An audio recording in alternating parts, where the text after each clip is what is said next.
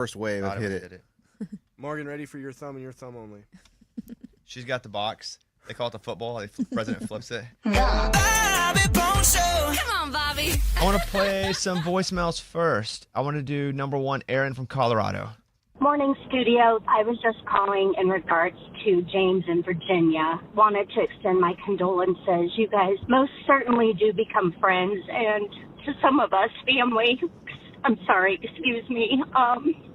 But what a sweet little addition he was to your family. He will be missed, and please extend my love to his family. Love y'all. Aaron, appreciate that. We got a lot of those voicemails, so thank you so much. Let's do Sheila, right, number two.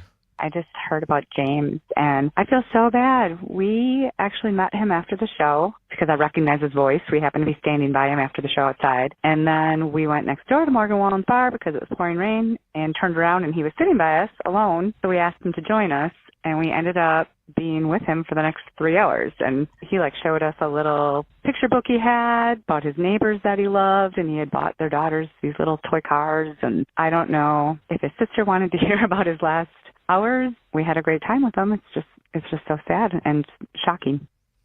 I didn't know that was on the voicemail. I'm glad I played it. I didn't know that somebody had sat with him for 3 hours. Hey, Scuba Steve, can I ask you a question? Do we know what happened still? I know you said they found him in a car at a gas station, right? Yeah, someone called from a gas station. Either his car was at the gas station or near it because someone called from there to say, hey, we see somebody unresponsive in a vehicle. He was in there. They think maybe he slept in his car overnight because there's a lot of blankets in the vehicle. He did have heart problems. I think he had a triple bypass 6 years ago, which he's talked about on one of the post shows about how I've come back to life and I'm here living every moment. Yeah, because he said he died. Yeah, he's like, I'm on borrowed time. I'm going to have the greatest time I can until I eventually go again. But I haven't called his sister back yet to see what the results of the autopsy was yet because I'm like, I need to give her some space for a little bit. And yeah, maybe we don't even make that call. I don't think it's a call. It's not our business. If she wants to call us. No, she asked. She's like, please call back. I'd love to update you on his progress. Like, I guess it meant so much to him that he really wants, through the afterlife, for us to know what happened to him. See if you know when his funeral and stuff is too. Okay, yeah. If he's having one, just those details. Especially if she is open to us knowing that. Yeah. Otherwise, I definitely don't want to impose, hey, what happened? Yeah, I've been very careful about it just because I don't want to, she's going through a lot, and so is her brother. Because he had a brother as well. But yeah, he was here in Nashville. They're based in Virginia, so I'm sure the logistics of it are troubling. Morgan, you had something. Yeah, so I had seen some listeners on the B Team page say they interacted with him, and I was like, well, we're all curious because we never got to meet him. Like, who was he? What did he look like? So this is what she had shared with me. She said he was a shorter, gray-haired man with a beard. Not what I thought already. The short part? Thought he was tall, skinny, did not think he had a beard. Go ahead. I'm sorry to interrupt. Older gentleman. He was smoking and thought it was hilarious that Amy said he was probably a smoker. He was wearing his blue St. Jude sweatshirt from last year's Radiothon. He said he was going to call in on Wednesday and explain that he doesn't work for Pepper Ridge Farms, but was going to explain why he sent the goldfish and why he sent Bobby the fire hydrant. He told me he has been within 10 feet of every show member, but has never wanted to say hi because he didn't want to be a nuisance. Why can't I say that word? Nuisance. Thank you. Thank you. Or make anyone uncomfortable. He just kept saying how much he loved everyone, and he was so thankful for everybody. He was in section 6 in the first row behind the chairs. He was the very first person to stand up for Iris Copperman, waving his arms, asking everyone to give her a standing ovation. He was genuinely so sweet and sounded exactly like he does on the voicemails. He was also one of the people that came to Abby's bar performance the first time she did a show and put a tip in her bucket, which is crazy that he would not come up and say hi to us. Yeah. Scuba was trying to catch him downstairs. Yeah, because he had told Abby, he's like, hey, I'll be there at 9:30. So we're thinking, okay, we can get down there. I was like, hey, Abby, text me if you see him. I want to come down and see him. But I think he was so sly because this whole personality of not wanting to see us. He probably got there at 9 o'clock, unloaded it, and then was watching from across the street to see if it got picked up. Abby, do you remember meeting him? I did talk to someone at the bar, yeah. But he didn't come up? He was sitting there. No, he didn't come up to me. I just went around because a family friend actually was at the bar that day, and he was sitting right next to her. And so I was saying hi to her, and then he briefly just was like, hey, good job.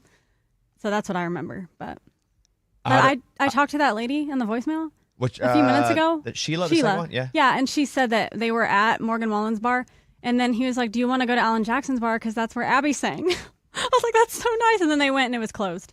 Because it was like 1 a.m. Is you saying that? What? They closed after you sang? No, I mean, just the time. You put them out of business? No, just the time. It was 1 a.m., so I guess they closed early on Wednesday. I or got Tuesday. and I've gotten a few DM, and this isn't. We're not doing all this to bum people out. I just think I got a bunch of messages about it. I'm curious about, what he did the night before. I know he came to the show. We were curious if he even got to the show. Right. And now I've had a bunch of messages from people going, yeah, we saw him there. And then the one that I have that I saved was somebody saying they saw him in. We were fortunate to meet James. He was okay. I thought it was a hotel, but it was eating. They were eating, and they saw him walking around. He was in a Pimp and Joy shirt, and he talked about the Bones family. He asked if we listened to the show, and if the person that sent this had the last couple days. We chatted for 5 minutes. He was by himself when I saw him before the show, but was then talking with fellow listeners during the show.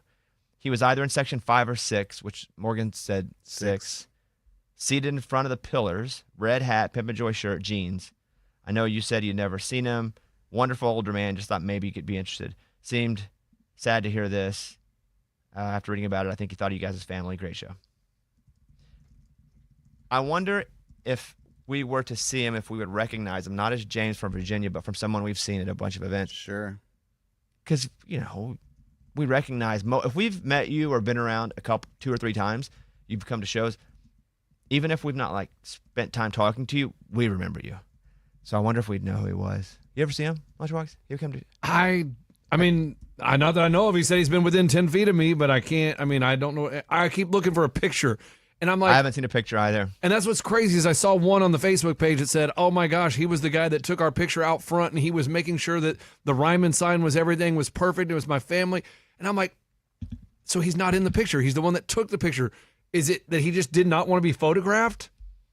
I hope that he found a sense of belonging with the B team and all the listeners of the show from when he would go to events because he went to the baseball player that plays music. Oh, Arndt. Oh, Jason yeah. Arndt. Jason Arndt. He went to his show, remember? Yeah. And Jason was like, I met him. So he found a sense of belonging with us, and then people that are connected to us, and I hope he felt that, and people were like, oh wow, you're him at the show at the Ryman. Super sad to hear about what happened. But if he was already really sick, heck, what a way to go if you knew you were going and you wanted to do something awesome. I don't know what the fire extinguisher or the fire hydrant is. I have it on my desk. I don't know why I kept it and put it up here. I just was like, I'm going to put it up here. It's here. I didn't put it up because I knew anything about it, but for some reason I was like, I'm just going to put it on my desk. I don't know what that meant. And we don't either, right? No, we don't know. And he was going to call and tell us, and that's what's sad. We'll never know about the goldfish. We'll never know about the fire hydrant. Yeah, we were all wrong about the Yeah, he goldfish. It was didn't- Hey Pepperidge didn't Farm work there. boxes. Well, of course Sure. we thought we worked at Hey Pepperidge Farm. And he hit us with I don't work there. Yeah. So that's what's up. Anything else that anybody wants to say? And I'm sure new stuff will come out, but we'll just go around real quick. And not that this is a memorial, because we didn't know him. We talked to him. We would call him on the post show and talk to him. We play his voicemails, but it's not like he let us know him. It's like he hid from us. He wanted to keep the relationship that we had for some reason, because he wouldn't even let us meet him when he showed up with the boxes. Yeah. Scuba. Yeah, it is a weird relationship. My relationship with him was listening to his voicemails for years and years. And honestly, for the first year and a half, I never put him on the air because they were so long. And I was just busy, didn't have time to go through and dissect it. But then one day I was like, all right, I'm just going to find this guy's been calling so much.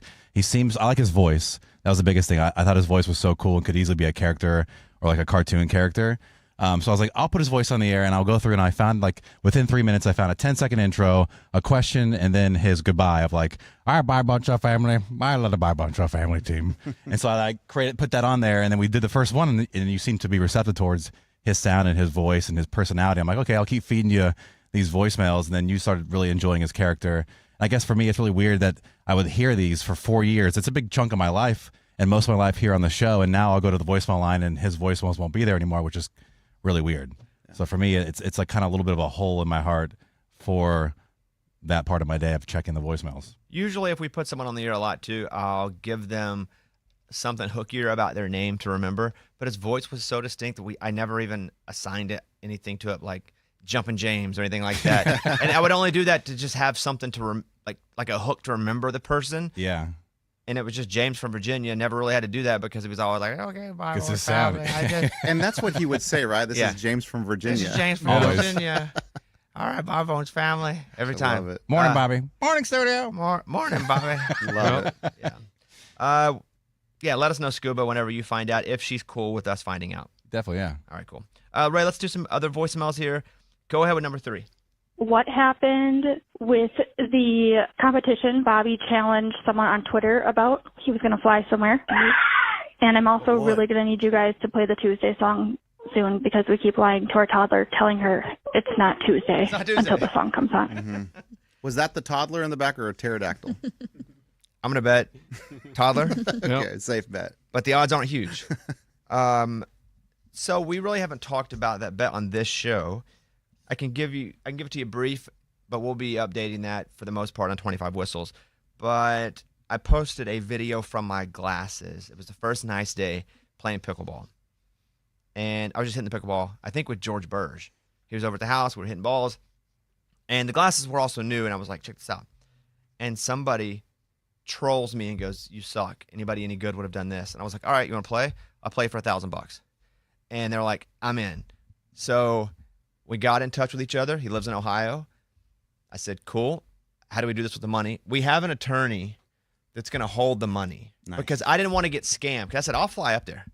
And we later found out he's a 4-year Division I athlete. You know what? Whatever. Hey, I'm willing to go after, I'm willing to go play a troll that's a 4-year D1 athlete. But I was not going to send my money to him to hold because I've already messed up once and sent somebody that wasn't a listener $500 in the old $500 disaster. Yeah. So I have an attorney that we're probably going to talk to on Monday's 25 Whistles that can put in escrow to hold the money. Then we will organize me going out there and playing this guy in Cleveland and hopefully beating a troll. But so far it's happening. So far, we're still on because Yes. we're just trying to find a place to put the money so nobody gets scammed. But that's the full update, and we've been keeping up with that story over on the podcast, 25 Whistles. I don't think we've talked about it on this show, but we'll be taking the crew up to Ohio. I didn't know he was a 4-year D1 athlete. I'll be honest with you. It was just a troll. I mean, that's quite the news. It is, but you know what? I'm still going to go. So thank you for that. Let's go number 4. Hey, Bobby. I'm here with my son, Jeremiah. We were at the $1 Million Show on Tuesday. I told him that you can call anytime and leave a message on your voicemail line, and he didn't believe me. So here we are calling and leaving a message. Maybe if you could play it back on the show, he'd believe me one day. You're on the podcast, buddy. Hopefully he gets to hear it. Believe your thank dad. you. By the way, Amy's gone. Amy had to leave. If you don't hear Amy's voice, Amy had to leave. So we do the podcast sometimes before, sometimes after, most of the time after.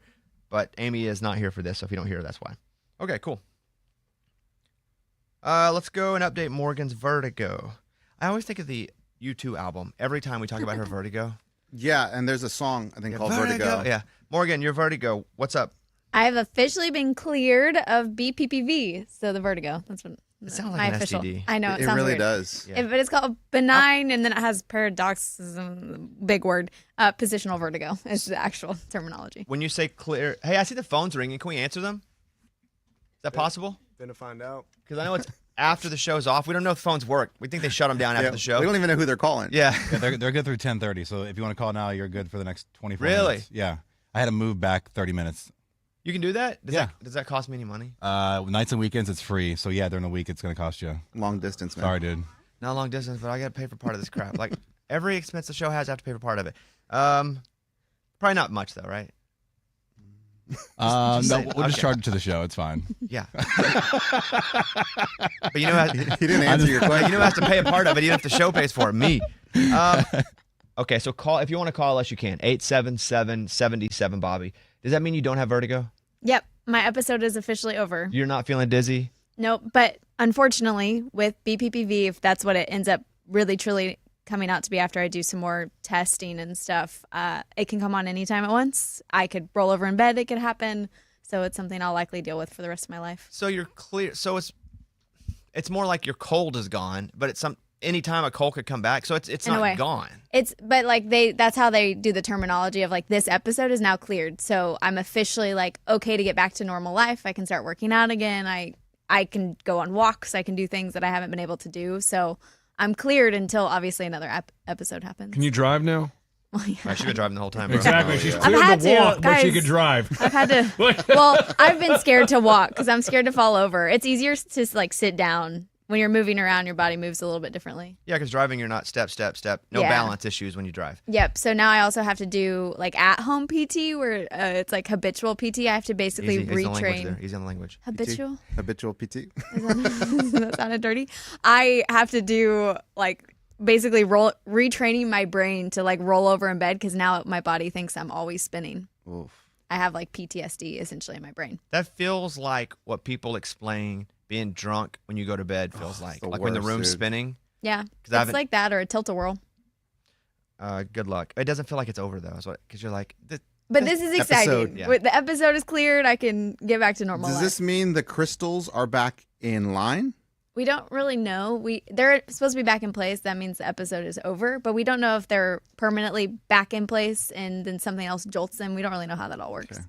hey, I want to see the story about the execution, Mike. Because I think the only time to talk about it's here. It's the first time in 15 years this guy, he's chosen to be executed by firing squad. What on earth? So Yeah, they don't do that, right? Is They- this America? Yeah. Okay. They don't do that. No, they do.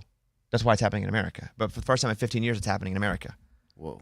South Carolina will be the first state to put someone to death by firing squad in the U.S. in 15 years, which is today. His name's Brad Sigmund. He was convicted of killing his ex-girlfriend's parents in 2001. He chose it over two other methods. They offered him firing squad, the electric chair, and lethal injection. Now, I'm not having to weigh this in reality, but lethal injection is supposed to be terribly painful, the worst. And the electric chair can't feel good. So as barbaric as firing squad sounds, I bet that's the quickest. Wouldn't you think so, Mike? I mean, yeah, I wonder what you feel with the injection. Have you ever heard it? Have you ever heard it described? No. It's like suffocation. That sounds like the worst then. I know. It does sound bad. And you think, oh, just a needle. But it's what it does when it shuts your body down because it shuts it down little by little. Yeah, it sounds like the least painful. Like you just go to sleep, maybe. Yes, and that is not the case. Since 1608, at least 144 civilian prisoners have been executed by shooting in America, nearly all in Utah. Now, from what I have heard about the firing squad, is that multiple people have guns. Now, this is old history of it. Could be different today because we haven't done this in a long time. But because people have to actually shoot the guns, and they also don't want their mental health to decline because of having to shoot a gun and kill somebody. So there's only one bullet that's real. And let's say there are 5 people, 4 of them have blanks, 1 of them has real, so no one actually knows if they have the bullet. Whoa. Never heard that? Did not know that. Oh. Don't know if it's real. No, it used to be real. That used to be how they do it, but they do it so infrequently now. Would you look that up and see if that's still So how they you do can it? have peace of mind knowing that, I mean, I may not have had the bullet. Semi-peace of mind. Semi-peace of Yeah. mind. Odds are I didn't do it. Did a lot of duck hunting as a kid, and the crazy thing about duck hunting is, for the most part, if there are multiple people shooting at the duck, everybody claims it. Right. It's the difference is nobody wants to claim this one, but you don't really know. Same thing with the duck; they're all flying over, and so you really don't know. Mostly it was Arkansas Keith who hit, and I missed. But yeah, it feels barbaric. But I think if I were to have to choose from those, I would choose that one as well. Okay, here we go. Do all members of a firing squad have live ammo? No, not all members of a firing squad necessarily have live ammunition. Sometimes one or more members may be given a rifle with a blank cartridge. The firing squad members may not be told if they're using live or blank. This is believed to be spread responsibly among the members and give them a way to deny that they fired the shot. However, firing a live round produces more recoil than firing a blank. So you kind of know. I mean, kind of. Oh. Possibly. But see, like, the weird thing is when you do lethal injection or electric chair, there's an executioner who activates those things, and like they know they're doing it, Yep. and they've probably been doing it for Years. I think it's different than pulling the trigger. I think pushing a button or an injection is different than, because shooting someone with a gun feels like murder. That's how murderers murder. Murderers in real life don't murder by putting someone in a chair and shocking them. So there's something penalty-based. This is just my mind working here. With the electric chair, because it is a kind of punishment that we have created, we as humans, and figured out that we only give to a type of criminal. Same thing with lethal injection, right? You lay them down. It's a system. We've developed this for criminals. With guns, you can get a gun and go shoot somebody right now. So that feels more barbaric and murderous. It'd be odd to be asked to be in the firing squad. Like, hey, we need 5 guys. Yeah, how do they pick that? Is it I like don't put know. names in a hat and you get, or put a name on a wheel? Or you might volunteer for it. I don't know. If anybody volunteers, I'm probably going to take them out of the running to actually do it and then probably eliminate them from law enforcement. Yeah. So I'm going to bet none of those are the option. Here are the history of methods: the noose and the chair, which you've seen probably a lot on television, where someone stands in a chair or a bench and they kick the bench out and then they're hung. That happened a lot. The gas chamber. By the start of the 21st century, states all over the country were abandoning the electric chair. Death by electrocution was excruciating pain. It was no longer compatible with contemporary standards, so they did gas. Lethal injection was first considered by the state of New York in the 1880s. During deliberations, Dr. Blair invited the commission to envision a future in which a person condemned to death could be executed on his bed cell with a 6-gram injection of sulfate of morphine. But it wasn't until 1977 that Oklahoma became the first state. The firing squad. Finally, of all of America's methods of execution, it's been the least often used. From 1900 to 2010, only 35 Americans. Only 35 of America's 8,000 executions were carried out using this method. So 35, yeah. And since 1976, just 3 people, with the last one carried out in Utah in 2010. Will you see the lethal injection? I want to at least have knowledge of how painful it is. You can't do it and then report back. Right, because you're dead. Correct. So no one can actually go through and go, yeah, that one hurt. Unless it didn't work. Yeah, I think that's happened before. Yeah. Okay. Inmate autopsies reveal troubling effects of lethal injections. I don't know if you see anything, Mike. You can just come over to me. I know. Oh yeah, suffocation. I know that there's like a process of 4 or something different chemicals. What do you see, Mike? Yeah, asphyxiation, panic, and terror. It basically sounds like you're drowning, but it's in your body. Can't breathe, and so yeah. Well, that's. Oh, did you see the jail that you could go to jail for like 10 minutes for crimes and you're out? 10 minutes? I can do that. No. So this is kind of a weird story. They can basically implant a chip in your brain, and with that chip, it gives you lessons and the feel of longer term, but you're really only in for like 10 minutes, 10 hours. So I can read you some of this from Tech E-Blog. And I read this yesterday, and there really wasn't a place in the normal show to get to it because it's not normal show type stuff. After receiving the brain implant, prisoners would be reconnected up to like a headset that allows them to experience the grief of their victim's family through AI-generated memories. These synthetic memories are personalized depending on the crime committed and the unique brain structure as well as the psychological profile of the individual. Oof. The memories would be seamlessly integrated into the existing neural networks of the brain, preventing cognitive dissonance and ensuring the subject experiences the memories as if they were real. So they're planting these into the brain of the person. And so the whole thing was you go to jail and you get the effects of jail, but you're not in as long. And it was kind of an experiment, exploratory type prison. But those brain effects probably last. Oh, forever. No, yeah, forever. They're in your brain. They're in your brain. Woof. But then you would go, I'd try to go somewhere and be like, how do I get these out? Yeah, go to Disneyland. Well, no, like I try to go to somebody else who was like a black market memory removal. Oh, you mean like get that chip out of there? Like Eternal Sunshine of the Spotless Mind. Like how do I eliminate what they've put in? But that's pretty wild that they're doing, or at least thinking about doing simulation prison for like a 10-year prison sentence in 10 minutes. I do have some calls. Let's see. Let's go to Sonny in Maryland. Hello, Sonny. Hello, Bobby. What's going on, buddy? Is this the show? You're on. Hey, good morning, show. Morning. Morning. Hey, I was wondering about if you and your wife went to the courthouse to get married and you let your family and friends know, if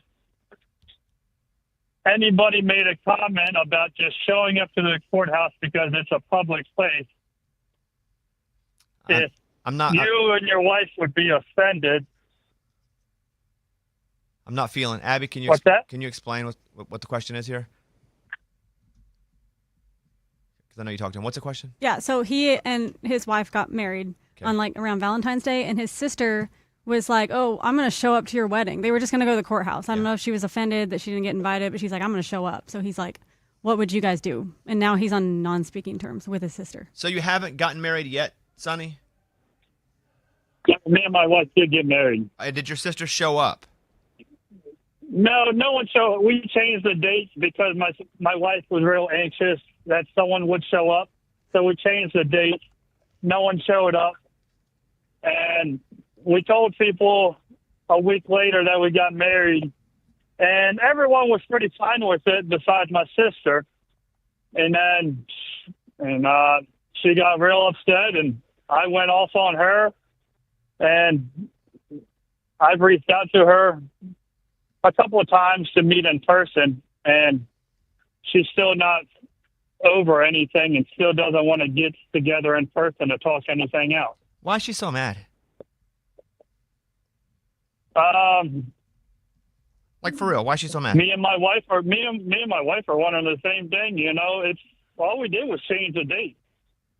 And if we would have made that comment, if she would have got married at the courthouse, and we would have made that comment, me and my wife and a bunch of other people are pretty sure that she would be upset if we would have made that comment, you know? Well, let me speak on this macro because I don't know the specifics of why your sister's mad, what the element is that has fired her up so much. It's not her life and her marriage. She has a right to be a part of your life. She's your sister. That's pretty cool. But there is a point where she can be so problematic that she doesn't deserve to exist if she is hurting you in your wife's version of your life. It seems to me like you tried to have a talk with her. She wasn't receptive. It seems to me like you've said, let's meet. She wasn't receptive. It's no longer on you. It wasn't really on you to begin with, at least from what I've heard. But there is responsibility in being a good brother, even if it's her fault. I think you have met that responsibility in saying, can we talk about this? She said no. Can we meet? She said no. There's really nothing else you can do in order for her to come around, because it sounds like there's a problem that I am not privy to. I don't know if she doesn't like your wife. I don't know. There could be many things that we're not knowing here. But I think from what I've heard, you have done your job. You should go to sleep at night going, I tried to fix the relationship with my sister. I think the final thing that you can do is say, whatever your sister's name is, hey, I know this hasn't worked. You won't meet with me, but I want you to know the door is open, and it will remain open. If you want to meet and you want to talk about this, I am your brother. Let me know. But until then, I have to cut the toxicity from my life. So I think that's where you are there, Sonny, by knowing what I know. You've done a good job trying to get it back together. It's not up to you to fix it. It's just up to you to be there for repair whenever she wants to repair. Right, absolutely. And it sucks because now we just found out my wife is pregnant and with twins, and then my sister just found out she's pregnant again. And now we're having a bump in the road with our relationship, and it's tough. It does sound tough, but again, you've done what you can do. Leave the door open. Let her walk back through it. ... to be continued. But I think you can go to sleep at night knowing that you tried. But I appreciate that call, Sonny. I hope that it all works out within your family. If there's anything that we've been reminded in the last week or 2 weeks, man, life comes at you quick. Sometimes it's over before you know it. So leave the door open, all right, buddy? Thank you. All right, see you later. Let's go to Christina in Denver, if you don't mind. We'll do 2 more calls. Christina, you're on. Good morning, studio. Morning. So quick question for Scuba Steve. I'm going to go to San Francisco for a June 2nd baseball game and was wondering if you've ever been and if you could recommend a good area to sit in the stadium. Scuba Steve, she wants seating directions. This is for the Giant Stadium? Yes. Okay, cool. Yeah. I recommend, even though maybe people may think nosebleeds are bad, this is one of those stadiums where it actually is good to be towards the high side, which would be, so if you're looking at the stadium, it would be on the right side.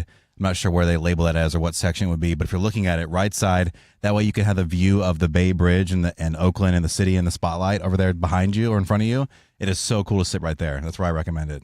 What else, Christina? Okay. Eddie, so you lost your dad recently, which I'm very, very sorry. I lost my mom almost a year ago, and I'm really struggling. And you always just sound so upbeat and positive, even when, like, you know, you guys start talking about your dad. I was just wondering if you could give me any advice on how to deal with grief and what you've been doing to stay so positive. Okay. Hey, Christina. Yeah, that's a tough question. I think everyone grieves differently. It's definitely gotten, what's weird about my dad is that when he passed, we all, like, meaning my sister, because my brother had a stroke right before my dad passed. So my sister and I and my mom kind of went into, mostly my sister and I, went into kind of survival mode, into like, all right, we got to help my brother and we got to help my mom kind of get through this. And so it hurt and it was hard to deal with immediately, but we kind of pushed through it. And we said, what do we need to do to help my brother and help my mom kind of get through this? And we did that. Now, to me, it's getting harder. It's been, I don't know, it's been 6 months maybe, and it's starting to get harder. There are times that I'm driving or thinking of my dad, and I really just reach for my phone and be like, oh, let me call my dad because I have a question for this, and he's not there. So my answer is, for me personally, I think I felt kind of positive and kind of kept my positive vibe because I did have to kind of just move on immediately for my family. Now that we're past all that, I think I'm getting a little more going through that kind of that grief, that grieving period more and more. So I don't have an answer for you because we all do it differently. And I think for me, I'm kind of going through the hardest part, I'd say, in the last couple months because I pushed all that aside. But, like for me, too, is thinking of my dad in positive light and thinking of these memories, which is really cool. Like when we talk about stuff on the show and it reminds me of my dad, I love kind of talking about him now because there were these really good memories of my dad. And I like to think of, instead of missing him, of all the good times we had together, if that makes sense. Yeah, I think, again, everybody grieves way differently. When my mom died, I was on the air, and I just continued doing the show because I was like, I got to keep working. And then I had to put the funeral together. I had no time. There was no time to grieve because I had to do the funeral. I had to go do all the, what do you want to do? Do you want this kind of casket or urn? You got to get it, all the organized. So I had to do all of that. And, I didn't grieve for 2 years. Yeah. And it's weird because like little things will trickle up, or like an episode of an old TV show or something will remind you, and you go, "Oh yeah, dang, that's crazy. My mom's dead." Like that happens all the time. Yeah. Whereas like that's crazy. So when you forget that your parent died is very strange. Weird. I think the only answer is time. Yeah. It'll never feel whole, but with time, you'll be able to understand and celebrate the awesomeness of it. And also be sad at the same time. Like two things can exist at once, but right now, especially early, that is almost impossible because the two things cannot exist at once. For me, one, there was no bad when it first happened because I was so inundated with the details, organizing, communicating. So there was a little bit of shock, but it was so much. I was overwhelmed by what actions I had to do that I didn't have time to grieve. So there was no two things then. Then later, it was just sadness because there was no organizing or communicating, or there was nothing to distract me from that. But with time, both can happen at once. It's almost like you can just grow into it. Yep, it sucks. It sucks. My mom never got to meet my wife. That sucks. but also at the same time, I can appreciate, and about my grandmother too, just as much, if not more. My grandmother adopted me for a lot of my life. You can do both at the same time. I can now. And I think with time, you'll have the ability to be sad because you love them, but be happy because you love them. So, yep, Christina, it sucks. Sorry, Christina. There is nothing to say except it sucks, and we're sorry. A lot of people understand what you're going through, but I think most people would say the same thing, that it just takes time, and for a lot of time, it's going to suck. And forever, it's going to suck. But there'll be an appreciation that grows that you don't even have yet. That will be like a gift that is given to you later because of this. But it sucks. I'm not going to lie to you. But it will just suck different, and it will be way more awesome later as well when you can exist in the space of happiness at the same time as sadness. Right on. Well, thank you so very much, y'all. Yeah, I really appreciate you, and listening to you guys makes me happy and forget about things for just a little bit. So thank you. You're welcome. Thank you for calling. I can see where it would be so easy that if you were like, I could see how you could become an alcoholic or a drug addict going through crazy grief. Yeah. Because it's the only thing that numbs anything. Yeah. Or an addict into something else. So, and I don't know, Christina. I'm hoping that's not the case, but I could see where, for me, I'm so scared to drink because I would love it. I'd love to drink. Man, that'd be awesome. I'd like to have a drink right now. I'd love it. It's a little early, man. Is it though? Yeah. Getting kind of later. But I could see where I would want to numb those bads, and that's what I would do. So there was also more of an understanding of that when my mom died. But Christina, we're rooting for you. It's time. It's not going to be awesome. It's not going to be easy, but it is going to get awesomer, and it is going to get a bit easier because you'll be able to enjoy more as well. So thank you for the call.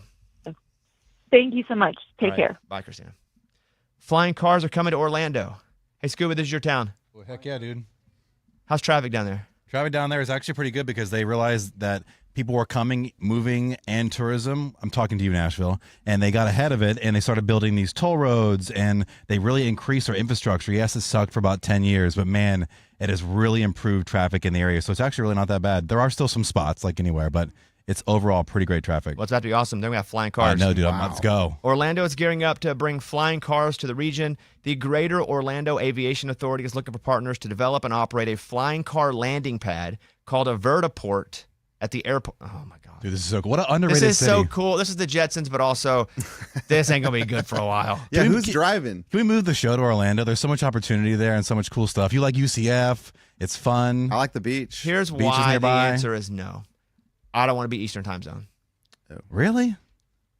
You know what time games come on? Or Oh, shows come on? That's that's terrible. Like, that's what I think about it immediately is like what time games start. I mean, a game starts at 9 o'clock, so you're up till at least 11:30. No, East Coast is out. That's why West Tuesday Coast night, is better. Yeah, I get it. Arkansas and Vanderbilt played at 9 p.m. Central Time. Can you imagine me having to stay up till 10 o'clock to watch a game? Can you watch it the next day, though? A game? Says a non-sports fan. Wait till the next day to watch a game? No chance. Wow. Well, can you just wait a day to eat? No. You got to. I feel like all the other benefits supersede that one thing. The vertiport at the airport, if everything goes according to plan, the project will be completed in 2028, setting Orlando up for cutting-edge success with small electric aircraft that takes off and lands vertically. Now, it won't be everybody has one. It'll be but it's much like these Waymo. Yeah, Waymo cars, yeah. We don't have them here, but Waymos don't have anybody driving, and those things are, data-wise, wildly successful. Mm-hmm. Less wrecks than human driving cars.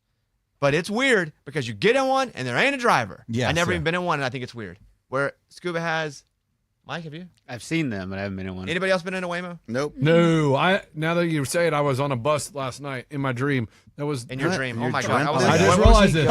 We don't I do just dreams. realized We this. don't do dreams. That it was a. Are you using your one dream a year? You can. If you want to No, use your no, one no, dream no, a year no. coupon. He just used it. No, I no. don't He wanna has use it. it. We stopped him, but you can. You can tell your No, dream I story. don't want to use it, but I just now realized wow. You get one dream a year to I talk know. about. I'm just saying. I just realized it. Okay. I didn't say what it was. Has anyone used their dream yet?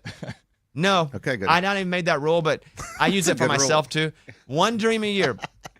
If you're going to tell a story about a dream, you cash in the coupon. It better be good. Well, that's your coupon. That's it. Let's see. A couple other things. I saw the other caller. Abby, what were they asking about the Ryman? I don't know. if they hung up. Oh, or- yeah. He was just saying, like, last year, you know how Post Malone came out and then a lot of the show members came out to say hi to people. Yeah. But this year, everybody kind of just started leaving and filtering out when it ended. There was a storm. That's There was literally a storm. Oh, he didn't know if it was like due to the Ryman, like Oh, no, no. restrictions or anything. There were no restrictions. As soon as the show was over, I went to my dressing room. 4 people showed up, like someone had died, and I talked about this, but I was like, "What happened?" And they were like, not an air tank, A propane tank. A propane tank. It was so windy and so stormy. A propane tank flew off a truck and nailed your car, and so it was storming so bad that everybody was like, "GTFO." Yeah. So I don't think anybody stuck around because everybody was just trying to get out of there. So that would be why we didn't stay, because they told me my car had died. And I was like, how bad is it? And they were like, oh. And then I walked out and it was raining, so I didn't want to look at it. It was because I don't want to stand in the rain. And they were like, just look at it tomorrow. So all night, I'm just like, I had a dream. What does it look like? No, all night I was like, oh. And then I came to work on Wednesday and I didn't look at it. Got home, parked in the garage, because I switch off. I'll drive the Hyundai some. I'll drive the car some. I drove the Hyundai, didn't look at the car. For the first time, I looked at it this morning.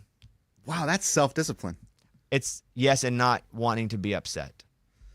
Not because of anything other than I have capacity and I didn't have the capacity to be upset. It was nobody's fault.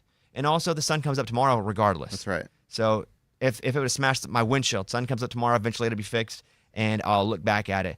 And it sucks because I got to send it in. How bad? I thought maybe we lost Eddie. That bad? When when 4 people come to mind. And I think when they came to The tell me look on their that, face? they thought I was going to think it was a prank. Yeah. And the person who led to tell me was somebody who I know won't prank me in real situations, is Tim, my security guy. And he was like, I was like, you guys serious? And he goes, I'm telling you this so you know it's serious. And I'm like, oh. But how they presented it, it was like, dun, dun, dun, dun. I was like, we lost Eddie? And they're like, no, a propane tank flew off of a truck and nailed your car. They're like, worse. That's what I said. Exactly. Worse. So that would be why, because everybody was getting the crap out of there because it was a bad storm. So, yeah, it wasn't the Ryman's fault. Don't blame the Ryman. I mean, you can blame us, but we blame Mother Nature. And I blame, how did a propane tank fly off a truck? The winds were Why hard. was there a propane tank in the parking lot of the Ryman, though? It wasn't like it blew across 2 city blocks. Just like a propane tank like you use on the bottom of your gas grill? I don't know. They just said a propane tank flew and hit my car. I pictured it to be about yay big. What's this, 3 feet? That's about yay big, yeah. Yeah, yay big. So that's what's up. You blame us, but we're just going to point the blame at Mother Nature. So. And you can't get mad at Mother Nature. You can. I mean, but it's just, what do you do about it? Nothing you can do about it. Wasted energy. We can do a few more minutes here. I've got like 7 things I had marked for this podcast. How about the naked passenger? Did you guys see the video? Yeah. I didn't see the video. That was awesome. I saw the story, but didn't see the video. Lunchbox, you want to talk about it? She lost her mind and she got naked and was running up and down the aisle of the Southwest flight. And I'm like, man, where am I on this flight? A naked chick running up and down? Sign me up. You don't want to be on this flight because they had to go back to the gate. But you want to be on this flight if like you're 45 minutes from landing and they still land even though the crazy happened. Yeah, Good and you have nothing to do later that day.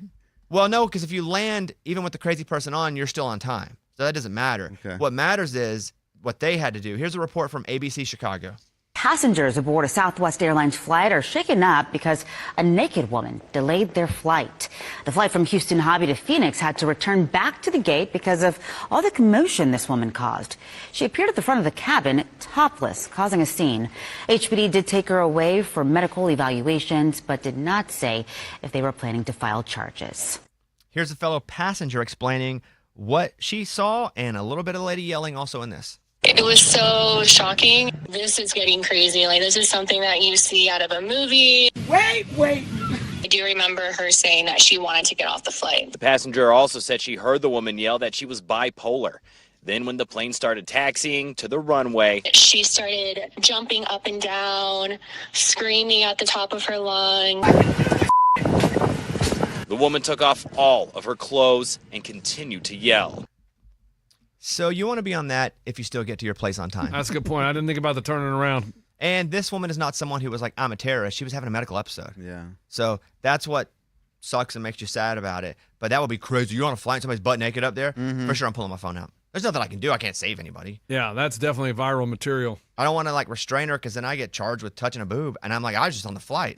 Oh, question. Do you get in trouble if you post a video on TikTok of her? It got posted everywhere. Being naked? You can put little emojis over stuff. yeah, You'd need yeah. to do that. Oh, you'd have to emoji the naked part? Yes. Unless it's dang. like, yes. The answer's yes. But Man. you I'm just thinking do of- like I do, send it to Mike, and he doesn't send it back to me. I'm thinking of like my kids though. What would they like? Would they be like, "Whoa, that's cool"? What would you do as a dad? Would you go cover your eyes? Gosh, that's tough. I mean, I tried to, but I mean, There's too many eyes, man. You got Of too all many your kids. kids? Yeah. Yeah, that's 8 eyes. Somebody would be like, hands. "Get away, Dad." Yeah. One other plane story. Okay, 3 things left. Ray, let's count it down. Say number 3, Ray. Number 3. Thank you. A teen armed with a gun overpowered by passengers on board a plane. Now, I think this was Australia, but did you guys see this one? TSA, what are you guys doing? Well, no, it's Australia. They don't have TSA? Not the same. They have a version of it. I think TSA is I thought probably American only. I thought that was worldwide. Worldwide security. Okay. But I think TSA is. Sorry, TSA. It was a shotgun, right? Police in Australia have charged a 17-year-old who got on the plane with a shotgun and ammo. He was filmed being wrestled to the ground by passengers and crew as the aircraft prepared to take off from Avalon Airport near Melbourne, carrying 160 people bound for Sydney. Oof. Police believe the teenager got onto the tarmac by breaching a security fence, so didn't go through the airport. Wow. Which makes sense because you're like, how do you get a gun so big? Yeah. Before climbing the front steps to the plane where he was tackled to the ground. The 17-year-old, who has not been identified, was taken into custody and will appear in youth court to face 8 charges from the BBC. Also, Australia does not have the U.S. equivalent of the Transportation Security Administration. It implements its own aviation security procedures with airports and contractors being directly responsible. That being said, they haven't had as many problems as we have and have had. And this guy didn't go through them. Yeah. I thought the same thing when I read the headline. How do you get a shotgun on? So then I started envisioning him walking with like a peg leg, like acting like, I got a peg leg, and they didn't see it because the gun was in his pants leg. Yeah. But no, he came through the fence. But in my head, I would have gone peg leg. They didn't. It was made of soap. I had a whole thing in my head. It was made of soap, so it didn't fire off in the machine. Ray, hit me with the next one. Number 2. Celebrities are just like us. They go places we go. Eddie had a close encounter is a weird term. Well, because that's what it was. That's an alien. I know, but I was so close to him, did not talk to him, and it was like, do I say hi to him? But I didn't. It was Chris Tomlin. Who? Okay. One of the biggest selling artists of all time in the world, but possibly the biggest Christian artist. And Lunchbox, he's been here. And he's been in studio. He's been in our studio. Yeah. So where were you? At church, which is another cool thing that, like, a Christian artist is at church. Like, I don't know. You think of a Christian artist, yes, he's Christian, whatever, but he's also an entertainer, probably touring, all this stuff. But to see him at church was pretty cool, and we pretty much walked in together. Okay. So I was in the parking lot, and I always drop off my kids and my family first because they need to go to childcare. Then I park the car, and I'm walking by myself, and I hear him at first. I'm like, I know that voice. It sounds familiar. I look over. He's right next to me with his kids, and it's like we're all walking into church together, and I'm like, that's Chris Tomlin. This is crazy. Yeah, it's pretty cool. And I did not do the Lunchbox like, it's Chris Tomlin. You could have said hi, and you could have easily said, I'm Bobby's friend. I love Chris. I know Chris. And I just looked at it. He texted me on, I'm such a jerk, January 29th, and I haven't responded. It was at an hour where I was like in the middle of this, and I was like, I'll get back to it.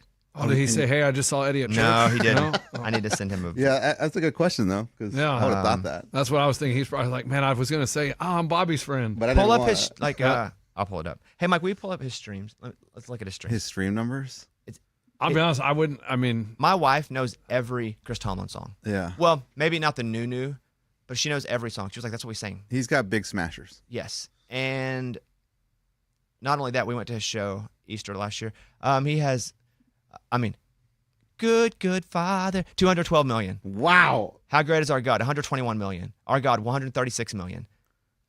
I mean, it's, banger after banger.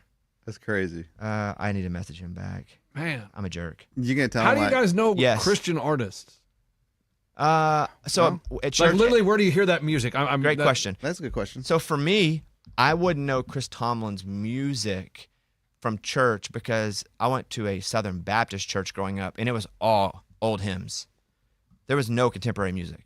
My wife did not. My wife went to a church where there were a couple artists that we've had, and she knew all their music. Oh, your guy Bear, right? Is Bear one of them? No, because Bear is part of Stephen Curtis Chapman. No. Stephen Curtis Chapman. Yeah. But what's Bear part of? Bear is part that of band? Need to Breathe? Need to Breathe. Need to Breathe. Can you guys hear Scuba in my ears? Or, Yeah. Or is he Oh, on yeah. my When it's phone? like this, you can hear me. That's I we don't hear him Now now. he's gone. Yeah, I know, but I need a difference. Oh, really? This isn't I sound can't tell different the to you? difference. If you do them back to back, Scuba, I can hear the difference. But I think we're either going to have to check, because I don't know when you guys can hear him. Either you have to whisper. Okay. If you're just, because Scuba will be like 38 seconds, or don't forget to go to do this commercial, or stuff like that as the show's going on. And I'm like, we only have 38 seconds and nobody else has heard him. And I'm like, oh, that wasn't. So how would he? What was like a hand signal? No, either he'd have to talk in a different voice. Oh, and like go, a character. You have 38 seconds. That's funny. Or can we change that filter even more? I think we can try to adjust it a little bit more. Because yeah. I don't know if anybody can hear you. I mean, they can hear me now. Yes, we hear that. Yeah. So Yes, but I see what you're saying. Yeah. Need to Breathe is Bear's band. Okay, that's not who you were talking about. Your wife. No. Okay. Bear also has another project coming out, right?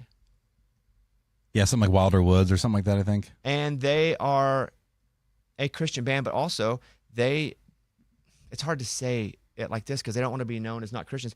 They also present secular music, and at times feel like they can be pigeonholed where people won't give them a chance because they're like, well, it's not Sunday, I'm not in the mood for Christian music. And they're like, no, we like to just create positive music. But we've had Zach Williams, who has a amazing, I'm going to answer your question in a second, Lunchbox, an amazing story of not making it in music. Is he the one that did the song with Dolly? Yes. Okay. Not like he didn't make it in music, moved back home. Was like, I'll just sing at church and like be director of music at a small church. Was discovered doing that. Now is a massive Christian artist. Wow. Like tried it. Like, my wife learned Chris Tomlin, Stephen Curtis Chapman in church. I did not. I just know Rock of Ages, I Fly Away, all the old hymns. My grandma, I grew up in a Pentecostal church way early in life. So I knew those songs, but I didn't know any of the contemporary Christian stuff. Okay. But I would see like Chris Tomlin selling out more stadiums than Garth around the world. Like him and Stephen Curtis would sell out massive arenas. I did go and watch stuff like Carmen. Like I went to a Carmen concert as a kid. Carmen was a big Christian artist. Oh. I knew like Jars of Clay. I knew Newsboys. That was kind of it when I didn't hear contemporary Christian music anymore. But my answer is I don't know. I didn't pursue it, so I don't know the answer to it. Got it. My in-laws listen to a lot of, what's the brand, the radio brand? It's like K-Life or it's something. Fish? K-Love? Is K-Love? Yeah, I think K-Love it's and K-Love. there's Air One. There's two of them. K-Love and Air, or like Air, whatever. I think K-Love is what I'm talking about because I think now that's just simply a Christian brand. To my understanding. 100% Christian. And so they listen to that, and then on Sirius they'll listen to like, let me think of it. It's called like The Feather or The Dove or something like that. So I would hear some stuff through that. But yeah, Okay. like you. I'm like, I have no idea how anybody ever found this stuff. My wife learned it in church. Got it. Because they had contemporary music. I didn't know about Chris Tomlin until he came in here. And I don't think you're going to hell, dude. I think that's okay. Yeah, that's how I found out. But I mean, now if I hear a song, I'm like, oh yeah, that's Chris Tomlin. But you know other Christian artists? Just by name. I don't really know their songs, really. I know them from knowing them as humans first, and then, or like, you know, Eddie would try to save us a seat at church, and there'd be too many people there. They play contemporary music there, but they're playing other people's. I don't even know who they're playing. What's crazy about churches nowadays is that like a lot of them try to write original songs too, like church bands. I don't know the difference. And then they start selling or that whatever. Like your church could have a streaming song on iHeart. Oh yeah, that's you know, and it's like, wow, that's weird. That's my church. That's my church band. I just think either they're doing a cover of a song I don't know from a big artist, or they just wrote it like that morning. Yeah. So wait, at your church, you don't sing the songs? No, they put the words up on the screen. They put the words up. Oh, okay. On a big screen in the background. And then they'll tell you like this is one we just wrote, and like, Got wow, it. that's crazy. Okay. And then in like 6 months, you hear it on the radio or something like that. That's crazy. My church band has a song on the radio. How do you hear it on the radio? Do you listen to K-Love or whatever? No. My wife does sometimes. Got it. Yeah. Huh. And they'll go sing along. I'm like, never heard it. I don't know the melody yet, but they do put the words up there. And man, Yeah, because at the Catholic Church, we just pulled out the old hymn book and turned to number 365. Yeah. Yeah, same The thing. old ones. Yeah, and I would like to say that I did come to work on Ash Wednesday, so you're welcome. You're not really practicing. Did you get your ashes? Not that day. He was about to lie. He was about to say You can't lie about church. I don't lie about church, man. I'm not a liar. Ray, last number? 1.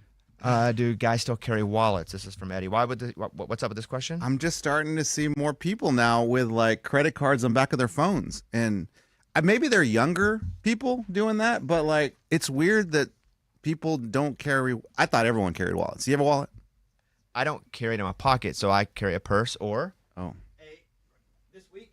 Women's backpack. mini.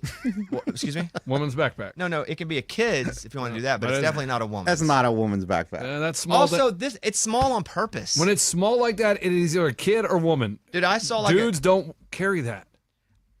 I don't know why I consider his fashion advice at all or be triggered by it. Well, 'cause I'm right. Or Amy's for that matter. But this is a dude's. Like, it's basically like I carry bags that I could see people going, "Hey, what's up with that purse?"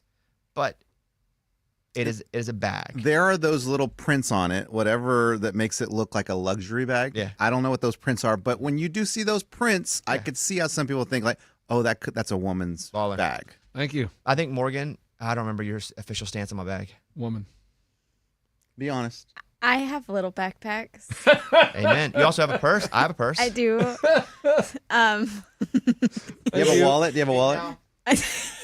I do have a wallet. Okay. It's on brand with the rest of me. Sure.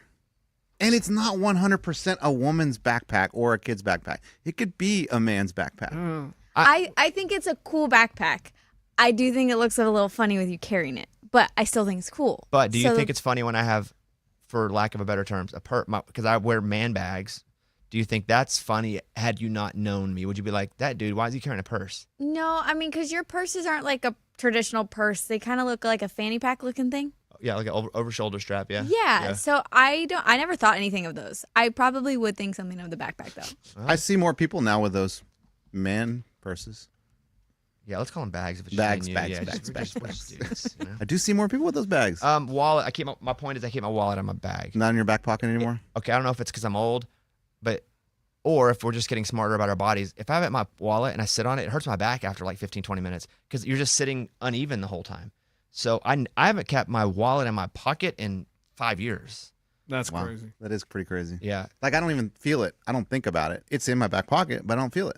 I wonder, think about how much more, you probably wouldn't have been injured all those times if you'd Oh, my God. had full balance and Oh. Broken foot, broken And arm. Hey, Eddie, you ever thought going money clip? I wanted to go money clip so bad. See, my dad was money clip. So which bad. is just weird. Gosh, it looks so cool. I feel like with a money clip, I'd be somewhere and be like, oh, I don't have my insurance card.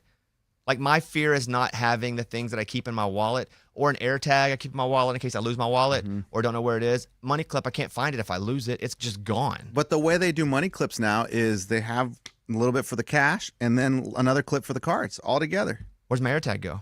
Yeah, that's tricky. The AirTag, I don't know. I just think, when someone pulls out a money clip, I'm like, That's baller? That's But, baller. but it needs money in That's it respect. to be baller. So if someone pulls out a money clip and it's 2 1s and a driver's license. Yeah, but usually people with money No, clips but don't if they have do, ones. if they pull out 2 1s and a driver's license, are you thinking that's baller?